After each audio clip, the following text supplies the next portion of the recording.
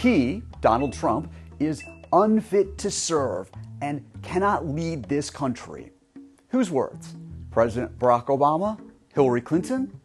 They share the sentiment, but in this case, the quote is from a Republican congressman from New York. Representative Richard Hanna saying Tuesday he'll support Hillary Clinton. Trump is going to be no more Mr. Nice Guy.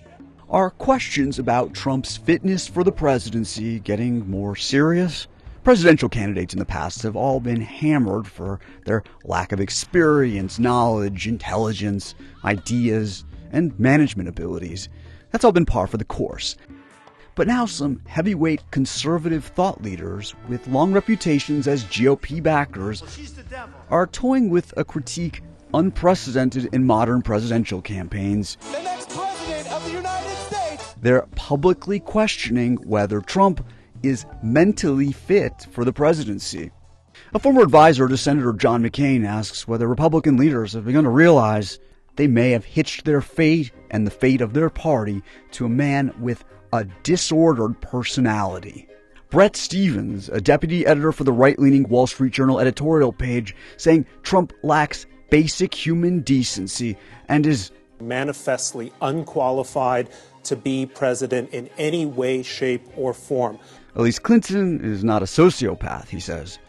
MSNBC host and former Republican Congressman Joe Scarborough saying he's getting calls from conservatives concerned about Trump, asking about his mental health. It's a topic that Trump's rivals in the Democratic Party naturally play up, now routinely offering images of Trump as a man you can bait with a tweet is not a man we can trust with nuclear weapons. Images reminiscent of the 1964 campaign against Republican presidential nominee Senator Barry Goldwater. It was good politics then, and now too, perhaps. But for members of the conservative intelligentsia, it's about more than politics. It's about the fate of their party and the country. President Obama, for his part, took GOP politicians to task. And the question I think that they have to ask themselves is, why are you still endorsing him? The Trump campaign has a response to the naysayers. Hi, everybody. That they're just part of the elite and establishment and are unaccustomed to hearing a politician speaking his mind. They argue that Trump is a highly competent leader. How else could he have built up his business empire? They say the people who know him best, members of his family, believe he'd make a great president.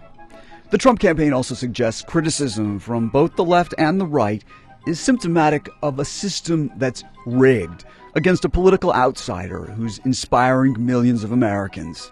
What makes someone fit to be president is difficult to define, but it's also what could define Trump's chances in November. That's the short answer.